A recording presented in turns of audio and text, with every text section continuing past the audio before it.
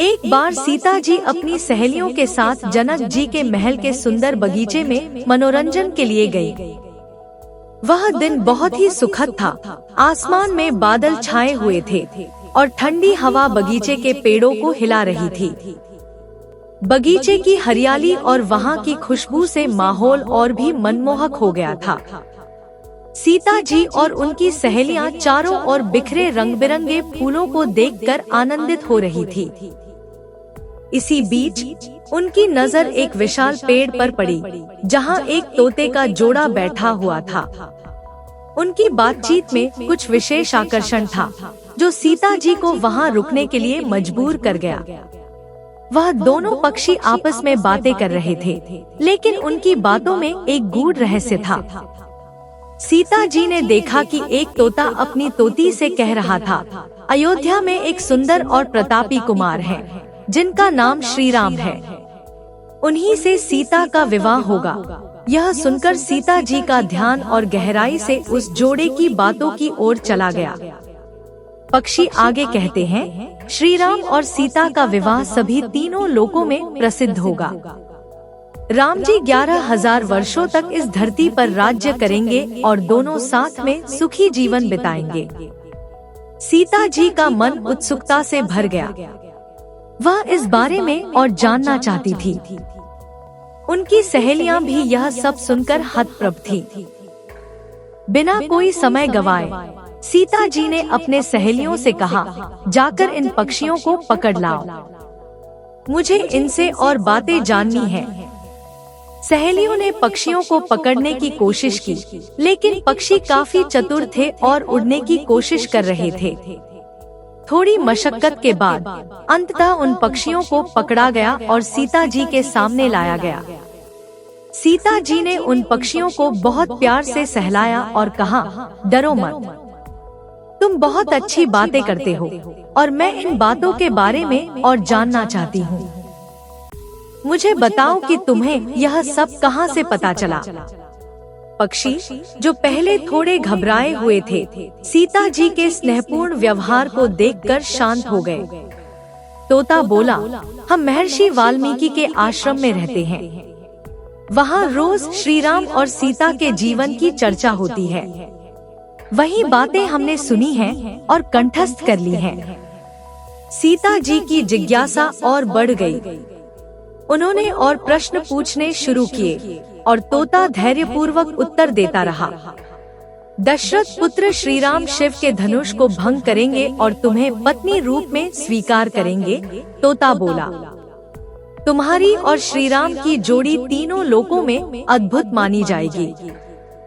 पक्षी लगातार बोलते जा रहे थे, लेकिन धीरे धीरे वे थकने लगे।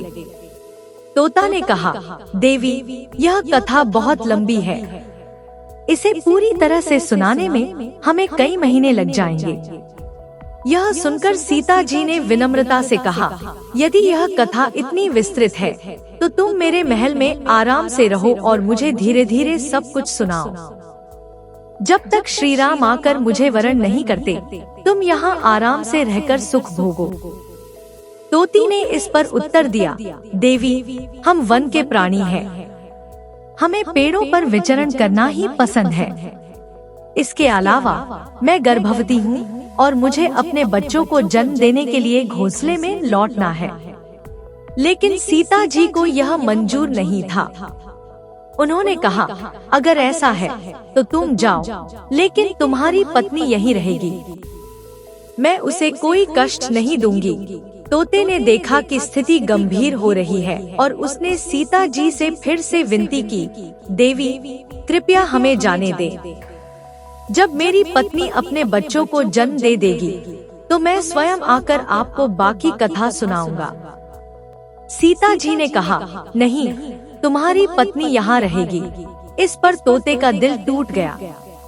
वह अपनी पत्नी को छोड़कर जाने को तैयार नहीं था।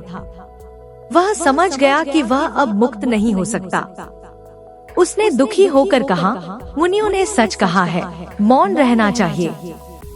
अगर हमने यह कथा न कही होती तो आज हम स्वतंत्र होते। इस बीच तोती भी अपनी पीड़ा को सहन नहीं कर पा रही थी। उसने सीता जी से कहा, देवी कृपया मुझे मेरे पति से अलग मत कीजिए। यदि आप ऐसा करती हैं, तो मैं आपको शाप दे दूंगी। सीता जी, जिन्हें इन सब बातों का एहसास नहीं था, मुस्कुराते हुए बोली, शाप देना है तो दे दो, मुझे पक्षी के शाप से क्या डर होगा। तोती ने गंभीरता से कहा, जिस प्रकार तुम एक गर्भवती को उसके पति से अलग कर रही हो, उसी प्रकार जब तुम गर्भवती रहोगी, तब तुम्हें भी अपने पति का वियोग सहना पड़ेगा। यह कहकर तोती ने अपने प्राण त्याग दिए। तोते ने अपनी पत्नी को मरता देख विलाप किया और क्रोध में बोला, मैं अपनी पत्नी के वचन को सत्य साबित करने के लिए ईश्वर को प्रसन्न करूंगा और श्री राम के नगर अयोध्या में जन्म लूंगा। मैं वह व्यक्ति बनूंगा जो तुम्हें अपने पति से दूर करने का कारण बनेगा। वही तोता बाद में अयोध्या में धोबी के रूप में जन्मा, जिसने झूठा लांछन लगाकर श्री राम को मजबूर किया कि वह सीता को अपने महल से निष्कासित कर दे। यह कहानी हमें सिखाती है कि कोई भी कर्म या वचन बिना परिणाम के नहीं रहता। सीता जी का एक निर्दोष कार्य भी उनके जीवन में दुख का कारण बना।